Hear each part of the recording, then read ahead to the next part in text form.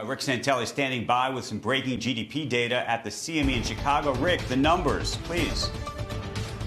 Yeah, well, the numbers are going to be trickling out. There's something a little trickier that we need to deal with. We're supposed to get Chicago PMI at 9:45 Eastern. There is a number that seems to be out there. I can't verify its accuracy. I can tell you this, it's much stronger than we expected. We're expecting 52. It came out at 62.4. Whether that's accurate or not, let's put a big asterisk there as GDP hits the wires. Minus 31.7 is the worst ever quarter of GDP, and it was slightly revised to minus 31.4. This series goes back to 1950, so that's a long run, and this continues to be the worst level. Now, let's go through the internals, shall we? If you look at the consumption number, that was minus 33.2 from a revised, it started out at minus 34.1. The pricing index, minus 1.8 versus minus 2%.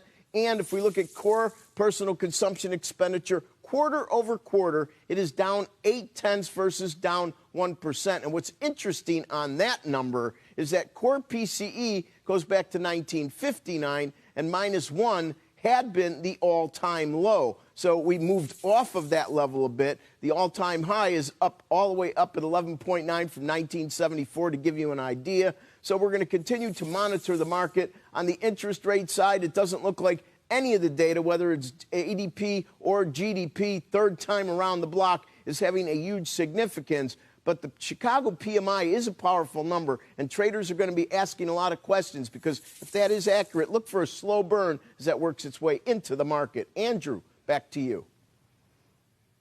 Hey, Rick, thank you for those numbers. Meantime, Steve Leisman is back with us for more reaction on that. So take those numbers, layer on the ADP numbers, and what do you think, Steve?